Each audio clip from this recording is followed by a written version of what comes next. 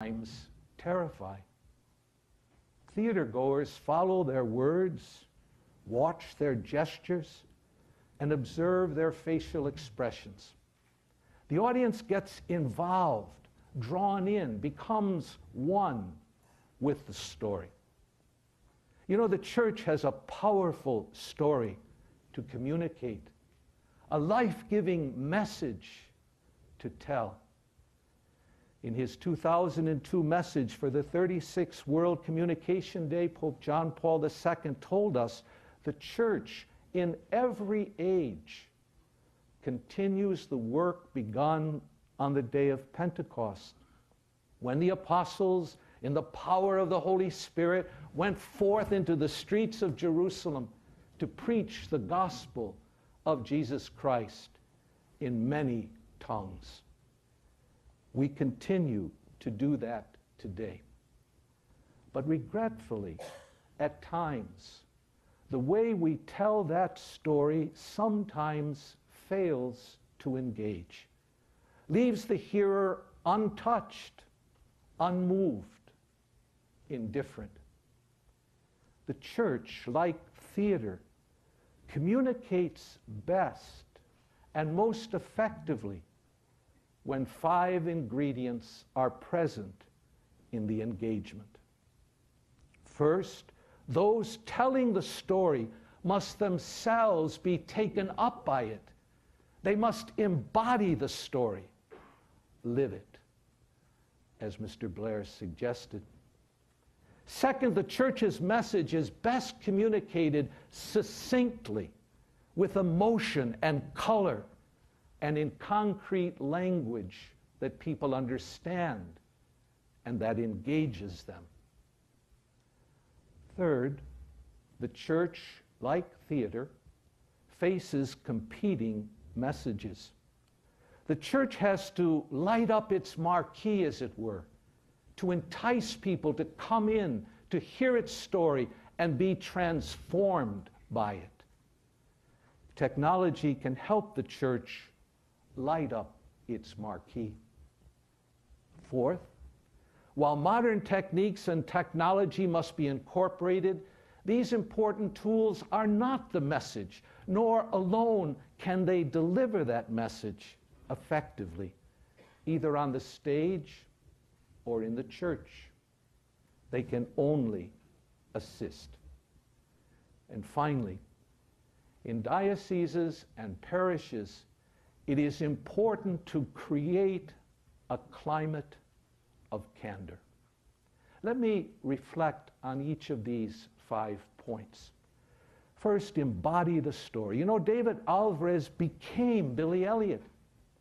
In a similar way, communication in the church happens best when people see the message lived.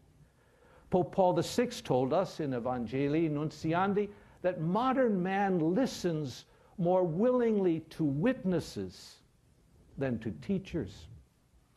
And if it does listen to teachers, it is because they are witnesses. The church must become what it proclaims. This is the message given at ordination when the ordinand is presented with the book of the gospel and challenged by the bishop with the words, "Believe what you read, teach what you believe, and practice what you teach." Throughout the history of the church, beginning with the chosen 12, leaders have fallen short, failed to grasp and live the message. Yet, that history of the church has also seen a communion of saints, former sinners, whose exemplary, heroic living of the gospel has led others to embrace Christ and his message. The greatest blow to the integrity of the church's message and its effectiveness occurs when those who deliver that message are simply play acting. The recent sexual abuse scandals, comprising one of the saddest chapters in the church's history, harmed far too many and also damaged the church's ability to communicate. Some judge the church as hypocritical, as more concerned about its reputation than about children who were harmed. Some stopped listening. Trust was broken. And trust can only be restored, as we know, by consistency over time. I learned that in our own diocese, where victims were reassured only when over time they felt their pain had been understood, their anger acknowledged. They needed to know and to be convinced that the church had put in place measures to make sure that no child would be hurt again. That message, perhaps in your own places as well, needed to be communicated over and over and over again until it was experienced as genuine and trustworthy. Restoring trust was my primary goal as bishop, as it has been for so many bishops in their dioceses. I felt deeply moved as we emerged from chapter 11 to hear victims say to the news media that they had been treated fairly and respectfully. They believed that the church was sincere in its desire to heal. They felt justice had been served, that the church had lived up to her word, that the church embodied her message.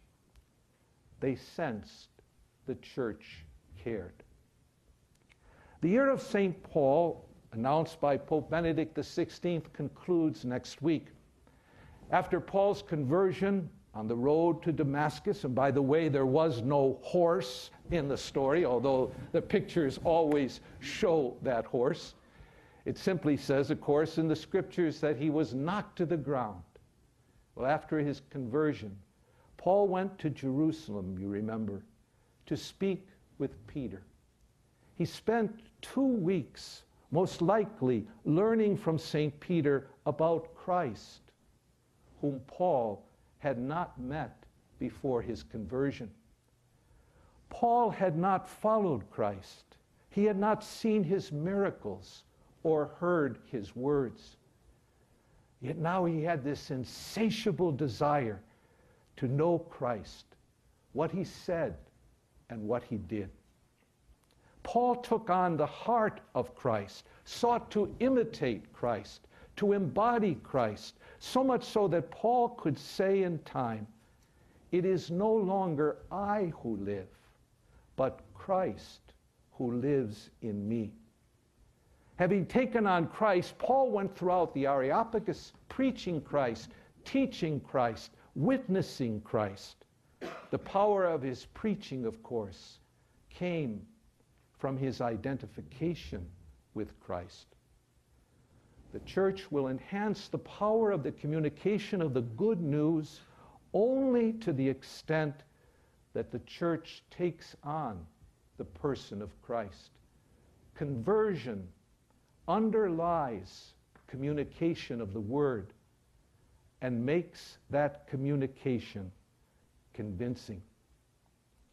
Effective communication within the church depends upon not merely learning communication skills or strategies, as important as those are. Effective communication is not technique or performance, but communication that influences, convinces, changes lives. In the church, effective communication begins by the communicator taking on the person of Christ.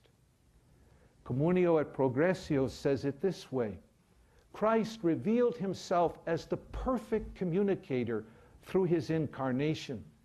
He utterly identified himself with those who were to receive his communication, and he gave his message not only in words, but in the whole